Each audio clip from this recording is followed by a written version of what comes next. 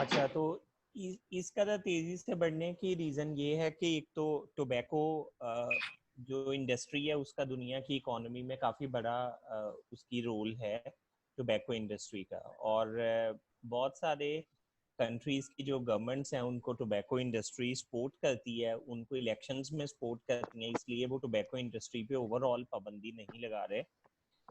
ज़्यादातर ऐसे लोग हैं कि जिन लोग ज़्यादातर ऐसे गवर्नमेंट्स हैं जिन्होंने टोबैको इंडस्ट्री पे इनडायरेक्ट पाबंदियां लगाई हैं, जैसे उनके ऊपर लिखवा दिया है कि ये सेहत के खिलाफ है, लेकिन टोटली वो उस पर पाबंदी के लिए नहीं गए, क्योंकि इंडस्ट्री इकोनॉमी को सपोर्ट करती है। हमारे कंट्री में भी अगर आप टैक्स पेइंग इंडस्ट्रीज को देखें तो उसमें सबसे टॉप पर टोबैको इंडस्ट्री आती है।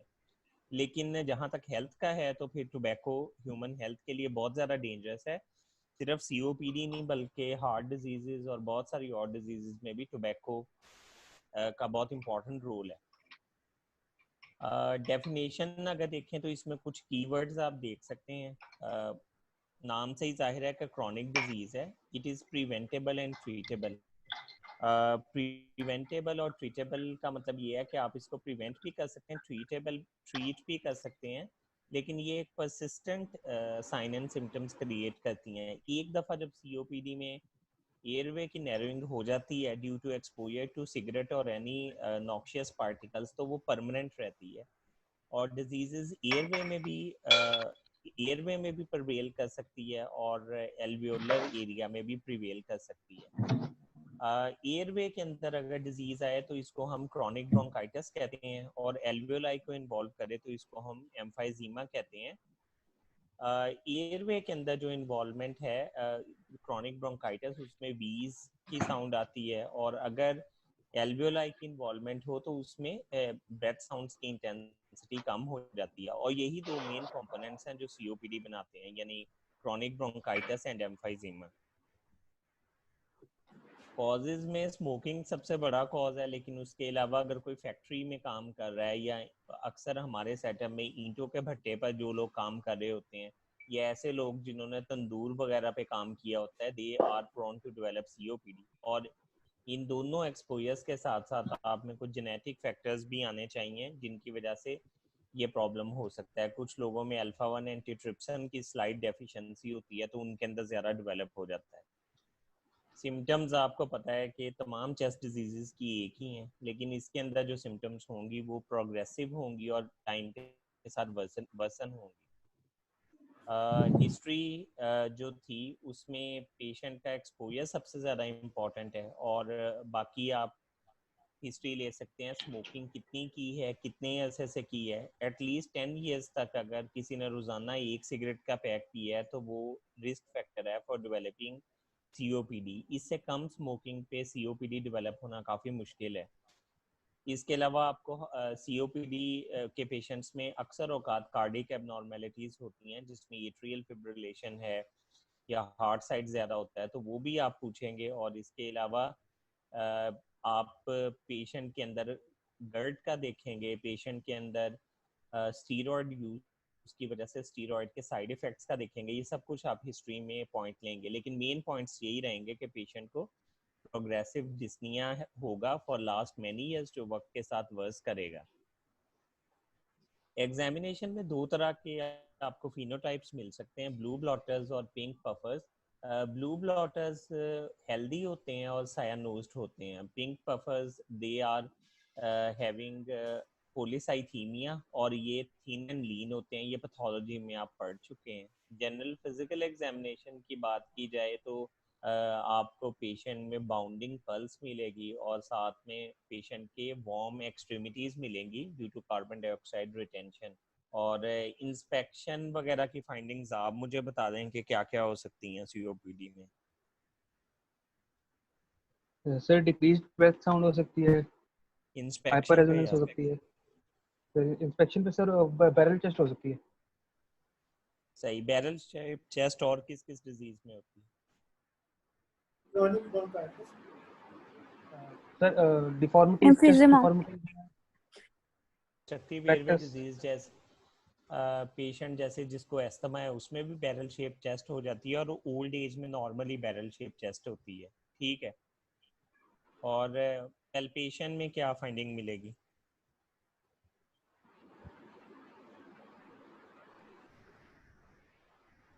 सही, पैल्पेशन में आपको डिक्रीज रेस्पिरेटरी मूवमेंट्स बायलैटरली जब आप चेक करेंगे वो मिलेंगी। और ऑस्कल्टेशन पे क्या आपको साउंड मिलेगा?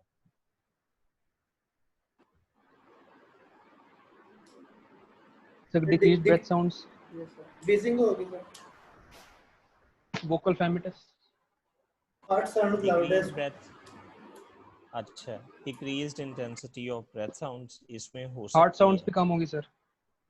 हार्ट साउंड्स रिड्यूस हो सकती हैं, ठीक है। और सही, एपेक्स बीट और ट्रेकिया पर क्या प्रॉब्लम होगा सर? सर एपेक्स बीट सब चीज C4 शिफ्ट हो जाएगी। सही, apex beat will be difficult to palpate, नहीं मिलेगी, अक्सर औकात नहीं मिलती सीओपीडी में। और ट्रेकिया में एक टर्म यूज होती है ट्रेकियल टग, उसका पता है?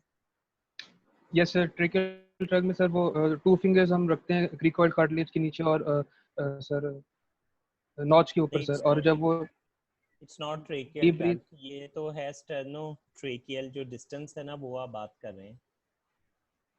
सर डीप ट्रेकियल ब्रीथिंग जो पे उसको प्रेशर फील होता है हमें फिंगर के ऊपर। नो, हम ट्रेकियल टग में ये होता है कि जब पेशेंट इंस्पायर करता है तो आपकी फिंगर के नीचे से ट्रेकिया स्लिप करके नीचे मूव करता है। नॉर्मल इंडिविजुअल्स में ऐसा नहीं होता। और जो आप बता रहे हैं डिस्टेंस, वो ट्रेकियो ट्रेकिया का और सुप्रास्टर्नल डिस्टेंस वो डिक्रीज कर जाता है। नॉर्मली हमारी जो 3 फिंगर्स हैं दे गो, वो हम प्लेस कर सकते हैं ट्रेकिया और सुप्रास्टर्नल एरिया में, ठीक है। अच्छा, इसके अलावा आप सीओपीडी के केस में आप सिस्टेमिक क्या क्या चीजें देखना चाहेंगे? साइनोसिस। सिस्टेमिक दूसरे सिस्टम को हमने क्या देखना है, क्या क्या चीजें देखनी है? सर राइट हार्ट फेलियर हो सकता है सर, कॉल पल्मोनरी पल्मोनरी हो हाइपरटेंशन। सकती है, ठीक है। यस उसमें क्या फाइंडिंग मिलेंगी? सर, जेवीपी इंक्रीज्ड होगा सर उसके अंदर, हम्म, और सर पेरिफेरल एडीमा हो सकता है। सही। आपके अलावा और कोई आवाज नहीं आ रही और कोई और बंदा बात नहीं कर रहा? कोई और बता सकता है कार्डिक क्या क्या फाइंडिंग हो सकती हैं सीओपीडी में?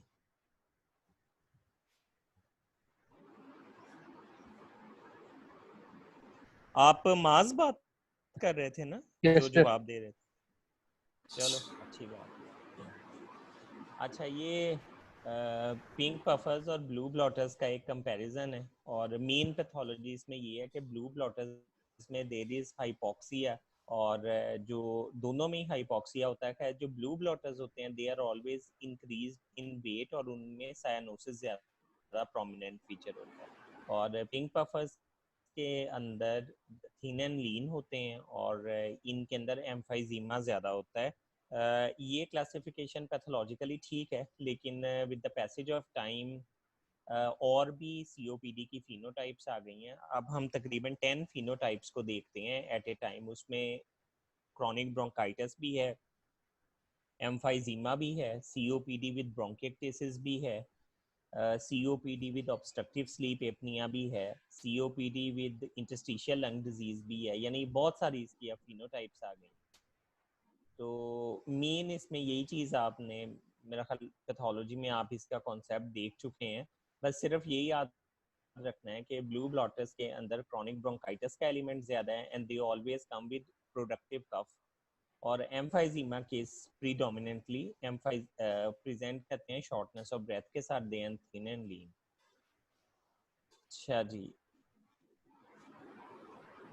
इसमें आपको अंदाज़ा है कि किस लिए पैथो सीओपीडी डेवलप क्यों होती है? उसकी रीज़न ये है कि जब बाहर से नॉक्शियस एलिमेंट्स और बाकी सारी चीज़ें बॉडी के अंदर एंटर होती हैं, तो उसकी वजह से एयरवे की इन्फ्लेमेशन होती है, और उस इन्फ्लेमेशन की वजह से इन्फ्लेमेटरी मार्कर्स या इन्फ्लेमेटरी मीडिएटर्स रिलीज होते हैं जो वहाँ इन्फ्लेमेशन कॉज करते हैं।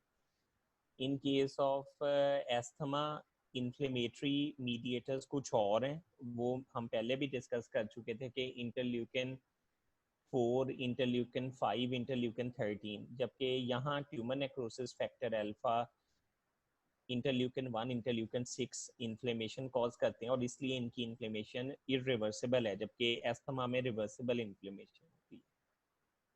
तो डायग्नोज किस तरह करना है? सिम्टम्स का एक ख़ास पैटर्न होगा, साथ में स्मोकिंग या किसी एक्सपोजर की हिस्ट्री होगी, और थर्ड नंबर पे आप स्पायरोमीट्री करेंगे, यानी पेशेंट की स्मोकर होगा, उसको progressively worsening dyspnoea productive cough होगी, और स्पायरोमीट्री आपने करनी है।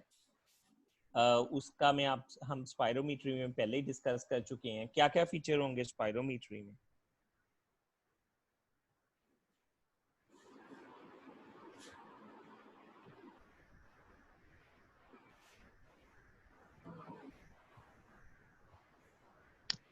स्लो ऑब्स्ट्रक्टिव पैटर्न होगा। जी जी, इसके अलावा टोटल लंग कैपेसिटी इंक्रीज होगी सर। और FeV1 to VC ratio sir will be decreased less than 70%। एक और चीज जो सुनना चाह रहा हूँ, रिवर्सिबिलिटी नहीं होगी, ठीक है? रिवर्सिबिलिटी याद है जो हमने डिस्कस किया था? सर वो ब्रोंको पोस्ट ब्रोंको डायलेटर्स जो है ना, उससे जो है हाँ जी, इम्प्रूवमेंट अगर आती है, वो एज़मा में आती है। अगर 12% एंड 200 ml से ज़्यादा का चेंज आ जाए तो ये अस्थमा होगा, उससे कम होगा तो ये COPD का होगा। ये आप देख सकते हैं इसमें।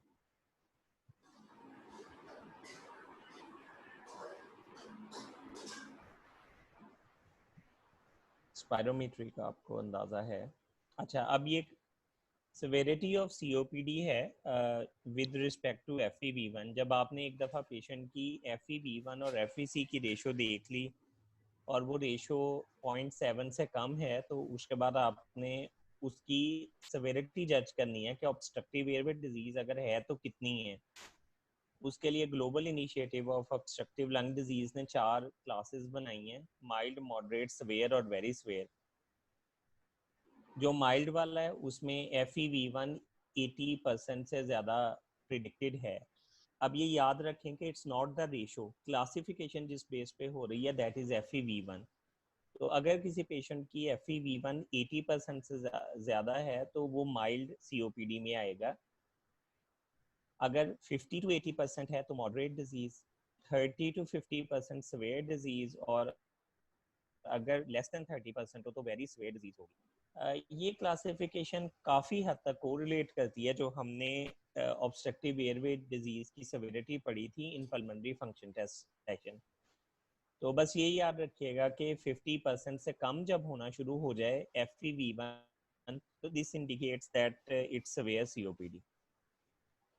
अच्छा, अब ये वाली जो क्लासिफिकेशन थी this is based on spirometry, तो इससे ये नहीं पता चलता था कि एक्यूरेटली नहीं हम डिटरमिन कर पाते थे कि पेशेंट की सेवेरिटी कितनी है सिम्टम्स की। उसकी मिसाल इस तरह है कि आपने 2 पेशेंट्स लिए और उन दोनों की आपने स्पायरोमीट्री की, दोनों COPD हैं। तो कुछ पेशेंट्स ऐसे होंगे जिनकी FeV1 गोल्ड स्टेज 3 में होगी 30 to 50%, लेकिन जब आप उनसे क्वेश्चन करेंगे तो वो कहेंगे कि मुझे तो अलामात बहुत कम है। लेकिन एक पेशेंट दूसरा ऐसा है जिसकी FeV1 80% से ज़्यादा है, और इस पेशेंट के अंदर अगर आप पूछें कि आपको अलामात कितनी है तो वो बताए, वो आगे से कह रहे हैं कि मुझे तो बहुत ज़्यादा कफ आती है और इस तरह। तो उसे जो रिसर्चर्स थे उन्होंने ये बात डिटेक्ट की कि अगर किसी को स्पायरोमीट्री पे हम लेवल असाइन कर देते हैं तो इसका ये मतलब नहीं है कि उसकी क्लिनिकल कंडीशन पूरी तरह कोरिलेट हो। तो साथ में उन्होंने कहा कोई ऐसा टेस्ट ऐड करने की ज़रूरत है जिससे हमें ये पता चल जाए कि पेशेंट में सिम्टम्स कितनी ज़्यादा हैं। तो उस पर्पस के लिए उन्होंने कुछ और साथ में पैरामीटर्स ऐड किए। ये सारे क्वेश्चनेयर्स हैं, COPD assessment test, chronic respiratory questionnaire, और इन सब में पेशेंट से सवाल करते हैं कि आपका सांस का मसला कितना ज़्यादा है। तो इस तरह हम ना सिर्फ स्पायरोमीट्री से भी वैल्यू ले लेते हैं और पेशेंट से खुद भी इंटरव्यू करके उसकी सेवेरिटी चेक कर लेते हैं। इन दोनों को मिलाने से पेशेंट की कंडीशन के बारे में जो मालूमात हासिल होती हैं वो ज़्यादा रिलायबल होती हैं। तो कॉमन क्लिनिकल प्रैक्टिस में हम COPD असेसमेंट टेस्ट को यूज करते हैं, और सबसे ज़्यादा जिसको यूज करते हैं that is modified medical research council questionnaire. ये हमें डिग्री ऑफ डिस्निया बताता है। ये टेस्ट है COPD असेसमेंट टेस्ट। इसमें आप कफ के बारे में, स्पूटम के बारे में, सिम्टम्स के बारे में, स्लीप के बारे में, फटीक, ये सारे क्वेश्चन इसके अंदर आप करके इन्हें स्कोर कर सकते हैं। ये वाला क्वेश्चन उर्दू में भी मौजूद है, और ये MMRC है। इसमें आप देख सकते हैं कि ये वाला MMRC तकरीबन चेस्ट की हर डिजीज के अंदर यूज होता है, ये वाला पैरामीटर, जबकि कार्डियक डिजीज के लिए हम न्यूयॉर्क हार्ट एसोसिएशन का पैरामीटर यूज करते हैं। अच्छा, ABCD जो असेसमेंट टूल जो है ये हम यूज करते हैं फॉर द सेवेरिटी। इसके अंदर आप देख सकते हैं कि दोनों क्राइटेरिया यूज करके हम COPD की सेवेरिटी करते हैं। सबसे पहले तो हम ग्रेड चेक कर लेते हैं, गोल्ड 1, गोल्ड 2, गोल्ड 3 और गोल्ड 4, ये FEV1 की बेस पर हैं। जब ये हो जाता है तो उसके बाद हम आगे चेक करते हैं कि सेवेरिटी पेशेंट की कितनी है। उसके लिए हम क्लिनिकल, ये अगर आप देखें तो नीचे MMRC और COPD असेसमेंट टेस्ट के बेस पे क्लासिफिकेशन की हुई है। और थर्ड जो फैक्टर यूज हुआ है दैट इज नंबर ऑफ एक्सेसरबेशंस, के कितनी एक्सेसरबेशंस है। ठीक है, ये 4 खाने हैं ABCD। अगर जो A वाला पेशेंट है उसके अंदर सिम्टम्स भी कम है, क्योंकि इसका MMRC स्कोर और COPD असेसमेंट स्कोर ये कम है, और इसकी नंबर ऑफ एक्सेसरबेशंस भी कम है, तो A कैटेगरी का पेशेंट ऐसा है जिसके अंदर अलामात सबसे कम है। जो और सबसे ज्यादा सिम्टोमेटिक D वाला है, इसके अंदर MMRC और COPD असेसमेंट टेस्ट की वैल्यू भी ज्यादा है, और इसने पिछले 1 साल में एक या एक से ज्यादा दफा एक्सेसरबेशन भी फेस की है। तो A सबसे कम सिम्टोमेटिक केस है और D सबसे ज्यादा सिम्टोमेटिक केस है। तो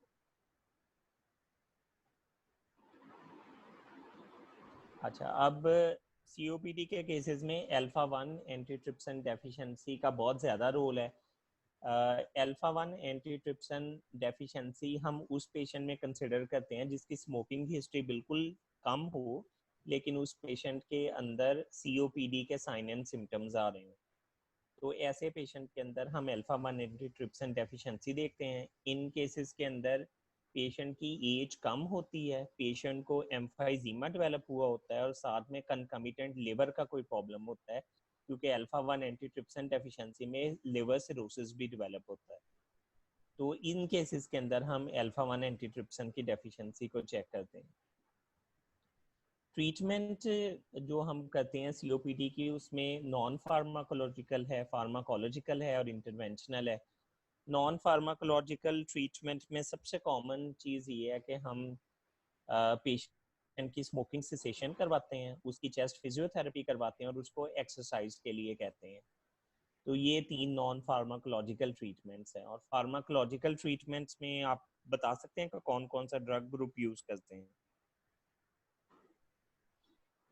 ब्रोंकोडाइलेटर स्टेरॉइड्स यूज कर सकते हैं जी, इसमें 3 ग्रुप्स हैं।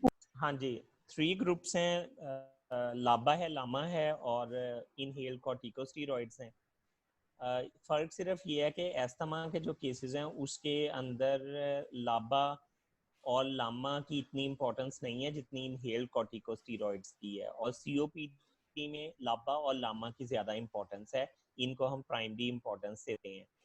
कम सिम्टम्स पे हम सिर्फ लाबा या लामा और इनका कॉम्बिनेशन देते हैं, और जैसे जैसे सिम्टम्स बढ़ते जाते हैं तो हम इनहेल्ड कॉर्टिकोस्टेरॉइड्स भी ऐड कर सकते हैं। आजकल COPD की ट्रीटमेंट में एक टर्म यूज हो रही है जिसका नाम है ट्रिपल थेरेपी। इट इंक्लूड्स लाबा, लामा और इनहेल्ड कॉर्टिकोस्टेरॉइड्स। जब एस्थमा पढ़ रहे थे तो लाबा और लामा हमने डिस्कस कर लिया था कि कौन कौन से उसमें हो सकते हैं। तो आप नाम बोल देंगे कुछ? Ipratropium, ipratropium is short acting. tiotropium long acting, हाँ जी, और लाबा में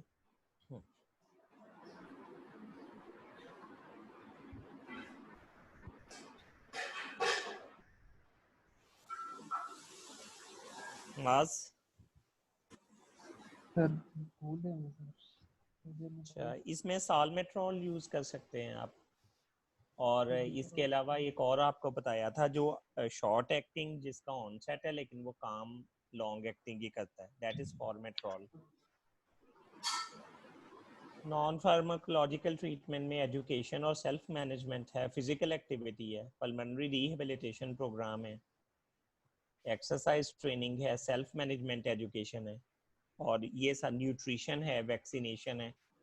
तो सबसे इम्पोर्टेंट इसमें ये है कि आप स्मोकिंग से सेशन करवाएं, पेशेंट को एक्सरसाइज का कहें और उसको एजुकेट करें कि किस तरह उसने अपने आप को फर्दर एक्सपोजर से बचाना है। सीओपीडी के केस में कौन कौन सी वैक्सीन इंडिकेटेड है? हम उसको न्यूमोकोकल वैक्सीन देते हैं और एच Influenza? इन्फ्लुएंजा, और हम उसको सॉरी इन्फ्लुएंजा वायरस के अगेंस्ट वैक्सीन देते हैं। इन्फ्लुएंजा की वैक्सीन ईयरली बेस पर है और न्यूमोकोकल वैक्सीन आप 5 ईयरली बेस पर देते हैं। और ये फार्माकोलॉजिकल थेरेपी है, इसमें आपको इसकी मैं ये स्लाइड बड़ी इंपॉर्टेंट है। ये मैंने अभी जो ग्रुप ए बी सी और डी बताया था उसी लिहाज से है। ग्रुप ए में मैंने आपको बताया था कि सबसे कम सिम्टोमेटिक पेशेंट आएगा तो इसमें सिर्फ एक एजेंट आप दे देंगे, it will be A bronchodilator. Bronchodilator आप लाबा भी दे सकते हैं और लामा भी दे सकते हैं, both cause bronchodilatation. In COPD LAMA is preferable over LABA. तो ग्रुप बी में आप जाएंगे तो उसमें भी आप या तो सिंगल एजेंट देंगे या फिर इन दोनों का कॉम्बिनेशन दे सकते हैं। ग्रुप सी में भी यही है। और ग्रुप डी में आप लाबा लामा और इनहेल्ड कॉर्टिकोस्टेरॉइड्स को कंबाइन कर सकते हैं।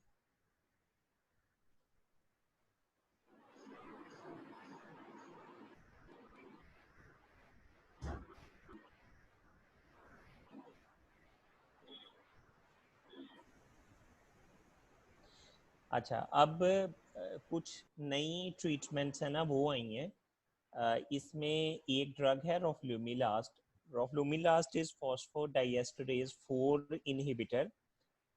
रोफ्लुमिलास्ट ब्रोंकोडाइलेटेशन भी करता है और इसके अलावा ये थोड़ी सी स्मूथ मसल्स की स्ट्रेंथ को भी इंक्रीज करता है। तो roflumilast is a drug of choice in chronic bronchitis cases जिनके अंदर आपने लाबा भी दे दिया, लामा भी दे दिया, इनहेल्ड कॉर्टिकोस्टेरॉइड्स भी दे दिया, यानी फुल थेरेपी दे दी, इसके बावजूद उसके अंदर सिम्टम्स आ रही हैं तो आप रोफ्लुमिलास्ट ऐड कर सकते हैं। और इसके अलावा मैक्रोलाइड एंटीबायोटिक आप ऐड कर सकते हैं, स्पेशली जिथ्रोमाइसिन।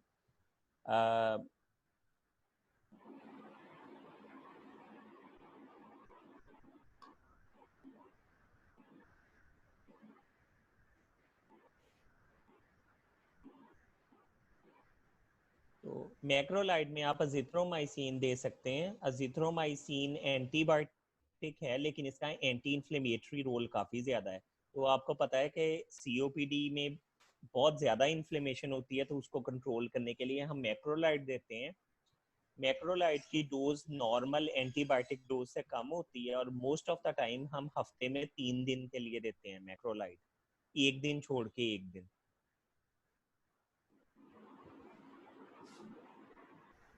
अच्छा जी, ऑक्सीजन थेरेपी। सीओपीडी के अक्सर पेशेंट्स में ऑक्सीजन की कंसंट्रेशन कम होती है, तो आप लोग ये बताएं कि इसमें हमने ऑक्सीजन कितनी देनी होती है और क्या इसका फायदा होता है?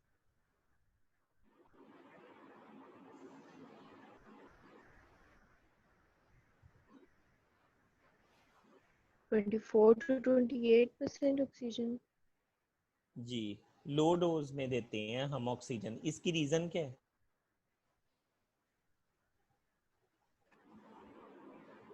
तो हाई डोज पे एसिडोसिस अक्सर होता है रेस्पिरेटरी। हाई डोज में पेशेंट की रेस्पिरेटरी ड्राइव खत्म हो जाती है सीओपीडी के केसेस में। सीओपीडी के केस में हाइपोक्सिया मेन ऑक्सीजन ड्राइव होती है, मेन रेस्पिरेटरी ड्राइव होती है। तो अगर आप उसको हाई कंसंट्रेशन में ऑक्सीजन प्रोवाइड करेंगे तो पेशेंट की रेस्पिरेटरी ड्राइव खत्म हो जाएगी और पेशेंट के अंदर सीओपीडी वर्स हो सकता है। इसलिए हम सीओपीडी के केसेस में ऑक्सीजन हमेशा लो डोज में स्टार्ट करते हैं और उसकी सैचुरेशन चेक करते रहते हैं 90 या 92 तक हम उसको लेके जाते हैं और जितनी ऑक्सीजन पे चली जाए उसके बाद हम उसको इंक्रीज नहीं करते। ये बहुत इंपॉर्टेंट पॉइंट है और वाइवा क्वेश्चन है कि सीओपीडी के केसेस में हम ऑक्सीजन थेरेपी 2 या 3 लीटर से ऊपर क्यों नहीं कर सकते। चलिए सीओपीडी और एस्थमा, सीओपीडी के केसेस में जो क्रॉनिक केसेस हैं उनके अंदर क्रॉनिक हाइपोक्सिया होता है, तो ऐसे केसेस में हमें उन्हें लॉन्ग टर्म ऑक्सीजन देनी पड़ती है घर में भी। तो उसकी इंडिकेशन ये है कि अगर पेशेंट की ऑक्सीजन सैचुरेशन मुस्तकिलन 88% से नीचे रह रही है और साथ में पेशेंट को पल्मोनरी हाइपरटेंशन या उसको कॉर पल्मोनेल डेवलप हो गया है, तो आप उसको लॉन्ग टर्म ऑक्सीजन थेरेपी दे सकते हैं। इस ऑक्सीजन थेरेपी से ये फायदा होगा कि पेशेंट की सैचुरेशन इंप्रूव रहेगी और उसको बार बार एक्सेसरबेशन नहीं होगी। और फिर ये कुछ इंटरवेंशंस हैं, सर्जिकल मैनेजमेंट है सीओपीडी की। इसमें ये है कि अगर सीओपीडी के केस में बुल्ला बन जाए तो हम उसको सर्जिकली रिमूव कर सकते हैं। What is a Bulla?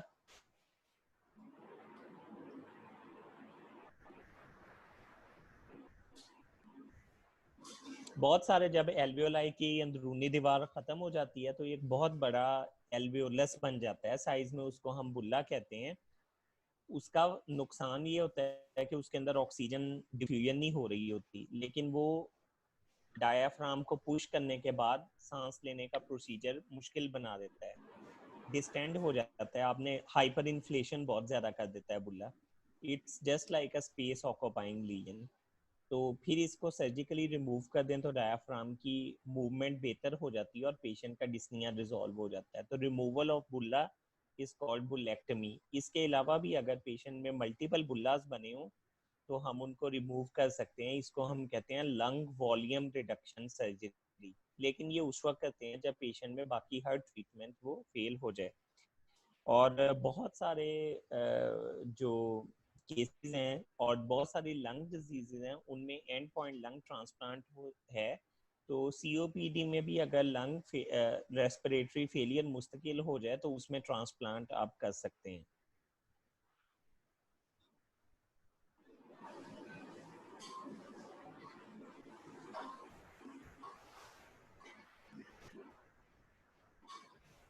Okay, follow up में ये करना है कि हमने ईयरली बेस पे पेशेंट की स्पायरोमीट्री करनी है और उसका FEV1 चेक करते रहना है।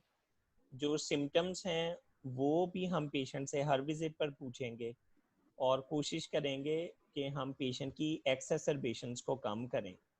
और स्मोकिंग स्टेटस पूछना है। बाज पेशेंट स्मोकिंग जब अटैक होता है स्मोकिंग छोड़ देते हैं, लेकिन दवाई से बेहतर होने के बाद दोबारा स्मोकिंग स्टार्ट कर देते हैं। अच्छा जी, ये बहुत इम्पोर्टेंट है। इसमें आपकी प्रैक्टिकल लाइफ में भी काम आएगा कि एक्सेसरबेशन की मैनेजमेंट हमने कैसे करनी है, सीओपीडी एक्सेसरबेशन की।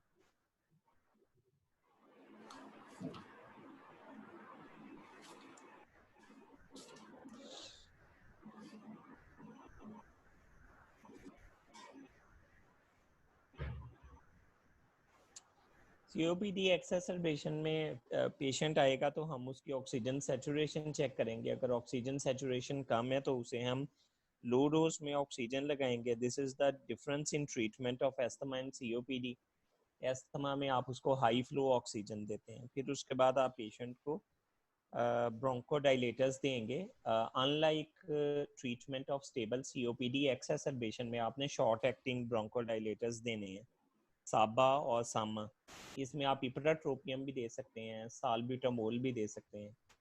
और अगर पेशेंट को फीवर हो तो आप ब्रोंकोडाइलेटर्स एंटीबायोटिक्स भी साथ में देंगे और स्टीरॉइड्स भी साथ में देंगे। तो ज़्यादातर स्टेप एस्थमा और सीओपीडी की एक्सेसरबेशन के सेम हैं। फर्क सिर्फ ये है कि एंटीबायोटिक्स एस्थमा एक्सेसरबेशन में नहीं इतना रोल प्ले करती है। नंबर 2 ऑक्सीजन की जो सप्लाई है उसका फ़र्क है कि एस्थमा में ज़्यादा ऑक्सीजन देनी पड़ती है, सीओपीडी में कम। अच्छा, अगर पेशेंट एक्सेसरबेशन में आए और आपकी तमाम ट्रीटमेंट के बावजूद उसका मसला हल ना हो तो हम उसको नॉन इन्वेसिव वेंटिलेशन देते हैं। इसके लिए परसों के लेक्चर में मैंने आपको एक पिक्चर दिखाई थी जिसमें पेशेंट के चेहरे पे टाइटली फिटिंग मास्क था और उसका कनेक्शन मशीन के साथ था। तो नॉन इन्वेसिव वेंटिलेशन पेशेंट के कार्बन डाइऑक्साइड को रिमूव करती है और पेशेंट के डिस्निया को इम्प्रूव करती है। It is a bridge between simple oxygen therapy and invasive ventilation.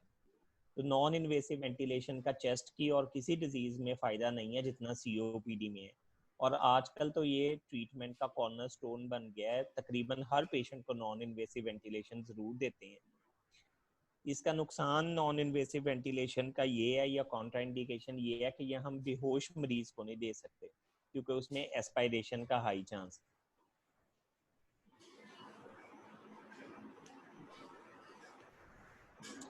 Comorbidity COPD में काफ़ी ज़्यादा है। उसमें कार्डियोवैस्कुलर डिजीज़ है, हार्ट फेलियर है, इस्कीमिक हार्ट डिजीज़ है, एरिथमियाज हैं, बर्जर डिजीज़ है, पेरिफेरल वैस्कुलर डिजीज़, ऑस्टियोपोरोसिस है। COPD के साथ लंग कैंसर बहुत ज़्यादा है, गर्ड है, ब्रोंकिटिस है, ऑब्स्ट्रक्टिव स्लीप एपनिया है। तो COPD के तमाम पेशेंट्स में इनके बारे में क्वेश्चन करना और एग्जामिनेशन में इनको जहन में रखना ज़रूरी है। सबसे कॉमन साइड इफेक्ट, सबसे common comorbids with COPD are cardiovascular diseases जिनमें हार्ट फेलियर और cardiac arrhythmias top of the list है। कोई क्वेश्चन हो तो आप कर सकते हैं। सर एक और क्वेश्चन है सर। जी जी सर फोर्थ ईयर में हमने पैथोलॉजी में सर पढ़ा था कि COPD में सर एम्फीसीमा और क्रोनिक ब्रोंकाइटिस ये दो चीज़ें सर मेनली आती है सर। लेकिन जो क्रोनिक ब्रोंकाइटिस की डेफिनेशन है वो क्लिनिकल डेफिनेशन सर ने बताई हुई थी सर। वो क्लिनिकल डेफिनेशन समझ नहीं है कि वो 2 मंथ्स के लिए सर इतने वीक्स के लिए कफ होगी सर, प्रोडक्टिव कफ सर, वो समझा दीजिएगा प्लीज। जी। क्रोनिक COPD के जो दो कंपोनेंट्स हैं, क्रोनिक ब्रोंकाइटिस की डेफिनेशन क्लिनिकल है और एम्फाइजीमा की डेफिनेशन पैथोलॉजिकल है। क्रोनिक ब्रोंकाइटिस हम की कॉज COPD के अलावा भी हो सकती है, और भी कॉजेज हैं क्रोनिक ब्रोंकाइटिस की। डेफिनेशन ये है कि अगर एक बंदा है जो आपके पास आया और वो कहता है कि मुझे प्रोडक्टिव कफ है, और आप उससे ये पूछें कि कितने अरसे से है, वो बताए कि ये 2-3 साल से है, और विंटर के जो मंथ्स हैं उनमें मुसलसल ये चलती रहती है, यानी 3 मंथ्स ऑफ विंटर के अंदर ये कंसेक्टिव 2 ईयर से हो, और बाकी सारी कॉजेज प्रोडक्टिव कफ की रूल आउट हो जाएं, जैसे पोस्ट नेजल ड्रिप है, लंग एब्सेस है, ये बाकी सारी कॉजेज रूल आउट कर लें तो फिर हम उसको क्रोनिक ब्रोंकाइटिस कहेंगे। मैं इंग्लिश में भी बता देता हूँ। Presence of productive cough for 3 months for 2 consecutive years after ruling out all other causes of productive cough. Sir यानी 2 साल उसको जो है ना कफ का प्रॉब्लम है, और उसमें 2 सालों में जो 2 मंथ्स है उसमें कंसेक्टिवली उसको वो प्रॉब्लम लाया। 3 months per year. Okay sir, ठीक है, 3 months in a year for 2 consecutive years. Okay sir. ठीक, कोई और क्वेश्चन है तो पूछ सकते हैं। अटेंडेंस ले लें आप।